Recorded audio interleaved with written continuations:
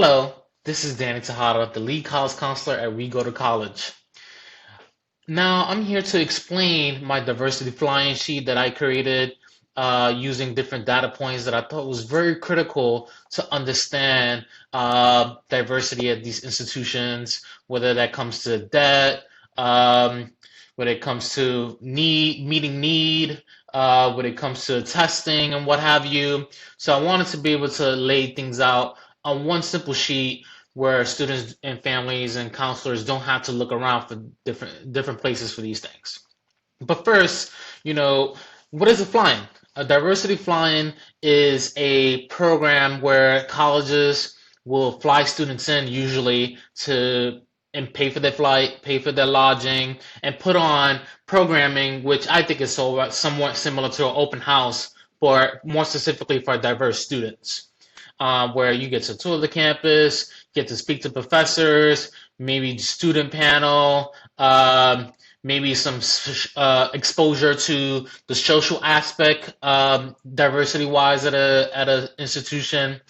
And this year, of course, with COVID going on, no college is really doing in-person visits. So a lot of them are doing virtual visits. Now, I compiled a list here of current applications that are live that I could find. And I definitely encourage any colleges out there, any counselors that know of colleges that are doing virtual fly-ins to reach out to me so I can add them to this list here. So, of course, you have the college name right up front there, and these link to the college's website. Then you got fly-in program, which links to the application. So you see what kind of things that you need to submit, whether it's test scores, if they're taking it, essay, filling out an application. And then you got location, of course, and average GPA that I found on the web. It was very difficult to find, like very few colleges list GPA profiles, but sometimes you'll see like percentages of the class, top 10%, top 5% of the senior class, kind of thing. So definitely take this average GPA thing with a grain of salt, but I felt like it was important to set some sort of level of context um, for it. Test scores, as we go on over here, um, this definitely comes from, for the most part, college's website. And if it didn't come from a college's website, I found it on IPEDS, which is a governmental statistics website where colleges submit their data, admissions data, financial aid data, all this great, wonderful data, and you'll be able to see SAT scores, ACT scores on there. So I listed what is the ranges that these colleges listed on their website, or if I found it on iPads. And if your SAT score, ACT score fit in this range, then you definitely should submit it. If not, all of these schools right now, because of COVID, are test optional. All these schools on this list. So I also linked to the test optional page of these schools here so you can learn a little bit more about what does that mean. But I want to make very clear that test optional means test optional. And some of these schools on this list have been test optional longer than just trying to, help out students or cover for students for this year only because of COVID. Early decision acceptance rates. So this here, I think it's important for counselors, students, and families to understand that colleges use early decision to fill a good portion, majority, in cases that you'll see soon, almost half of their freshman class. Now, this is something for students to think about. So you can see some of that data here that I found from another resource, and you can see on my blog where I collect all these resources from. And if you're ever curious about other schools or what have you, or know and know where I get this stuff from, check it out below. And I wanted to make sure that I give those folks, the credit for all the work that they put in. So you can see the acceptance rates here, and then you can see the regular acceptance rates here. You can see the differences between the two, right? And then percentage of freshman class filled.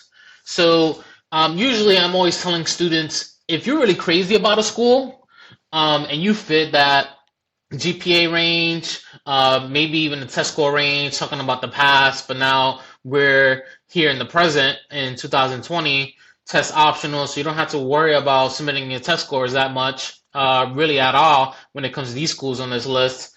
It's important to note that, ED is important, and it might be the right thing for you.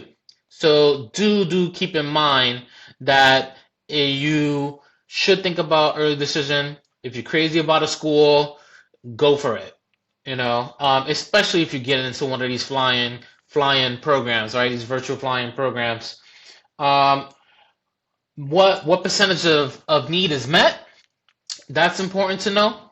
Um, and I will also say too, these schools here, some of them use like the CSS profile or what have you. Um, so if you have some sort of complicated situations, not living with your parent, another parent, or own a home or what have you, 100% need does not necessarily mean need of earned income. It also, for a lot of these schools, it also means resources, a non-custodial parent. If there's still contact there, definitely talk to your counselor about helping CSS, filling out a CSS profile, non-custodial parent help as well. And definitely feel free to reach out to me if you have questions of that nature that I can help like point you in the right direction.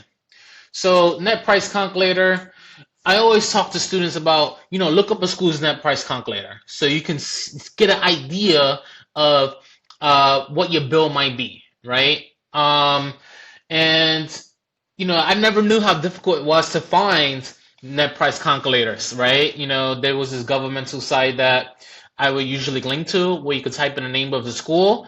And for the first school that I did on here, Babson, I looked them up on that federal government website, and it didn't link me to the net price calculator. It linked me to the main page of Babson. So I had to literally Google the name of the school and net price calculator, and then even going on the school's website, I had to find the exact link on the school's website to net price calculator.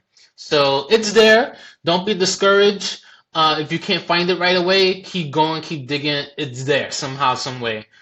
Because I think it's important for you to get a grasp on the financial piece before you apply. Not have surprises after you apply. But I included some averages here based off of income, from no income to 30,000 to $30,001 to 48,000. What this is here, average net price. I just want to be clear. It includes scholarships from the institution, grants, from the federal government, or even from the state as well. Now, it doesn't include loans. So, I would say the net price that you see here is a good indication of how much loans you might have to take out from an institution.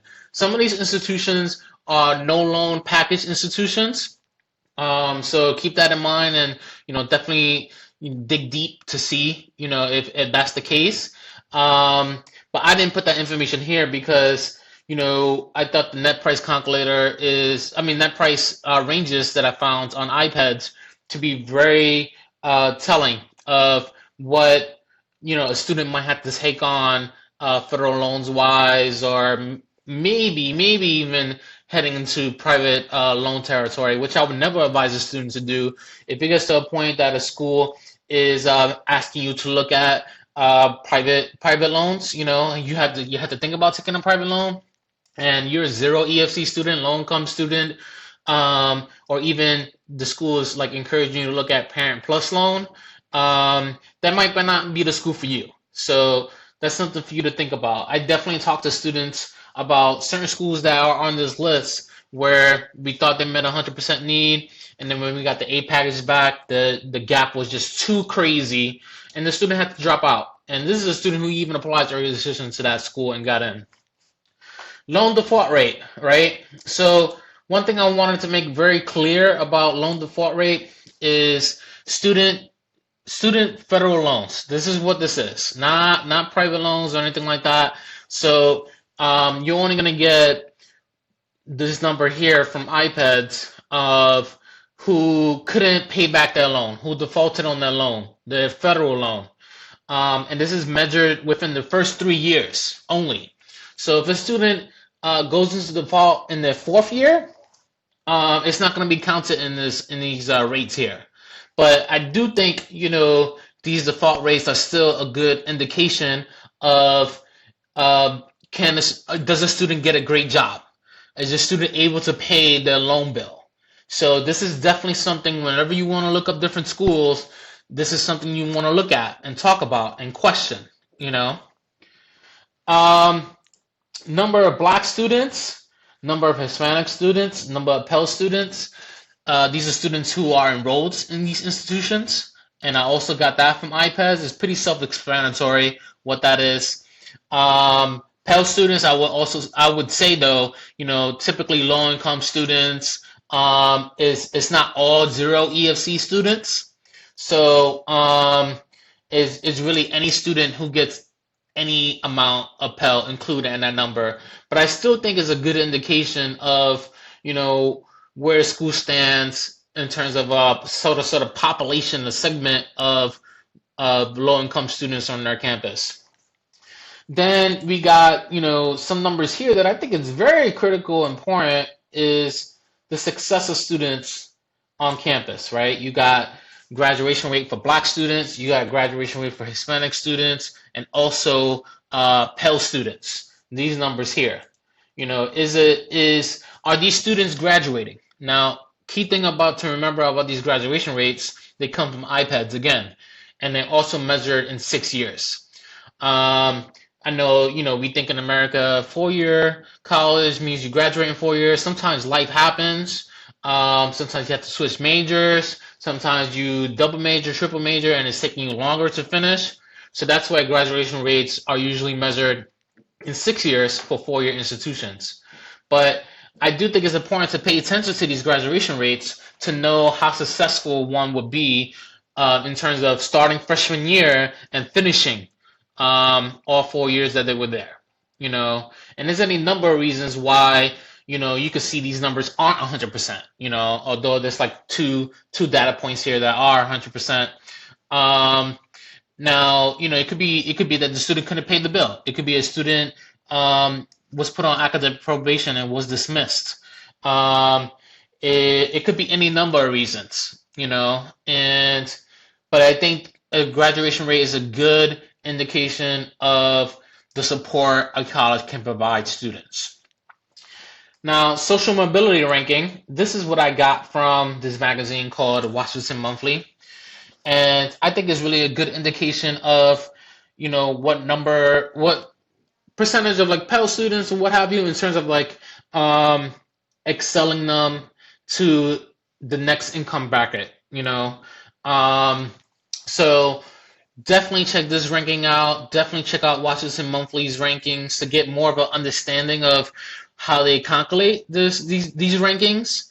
I think Washington Monthly is a really great ranking to look at because it's a rankings that's based off of what do colleges do for our country in terms of social mobility, in terms of like public service, in terms of like research, groundbreaking research that really can help the entire country. So definitely check out this social mobility ranking and Washington Monthly ranking. Salary after completion. Now, I got this from College Scorecard, which is also a federal government database. But I would say also take this with a grain of salt because you can see here, these ranges range wildly. And if you go to College Scorecard, you can see that some students you can see when it comes to the sliding scale, these range, it'll show you what was the lowest for that for one major, what was the highest for another major.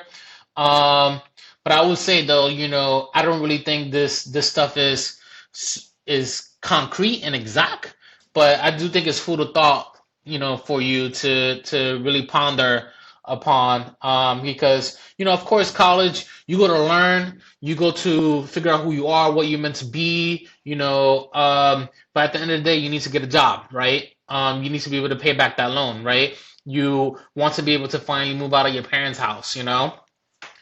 um Next things that I thought was important is what colleges are saying or doing about diversity, equity, inclusion. So I included links to those pages there. Feel free to read those in depth to really get an understanding of how a college is going to support students like you, how a college is going to protect students like you, and how a college is going to challenge students who don't look like you, to learn how to respect you and value your life, Um, and the final thing is clubs for cultural identity. Now, it's when you go to a predominantly white institutions, and you've seen this in this data earlier with a number of black students, Hispanics, et cetera, um, it's helpful to be around your own people, right? Um, so I thought it was important to include links to clubs for cultural identities. So it's key, it's real key that you check out these websites, that you look at the clubs, see what they're doing, to see if it really fits for you. Now, that's all I really have to say about this data. If you have any questions, comments, or concerns, and I'm sorry about the light, it's motion detector here.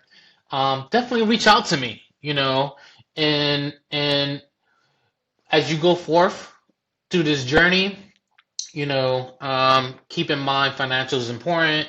Keep in mind, do you feel comfortable on the campus? That's important. That's why I included these last two sections here. Um, is it academically challenging, and are you going to get supported through those academics? Um, and that's pretty much like the key things that I really want all of you to ponder, walk away with. And again, if you have any questions, feel free to reach out to me. I hope this is very helpful to you. So take care. Peace.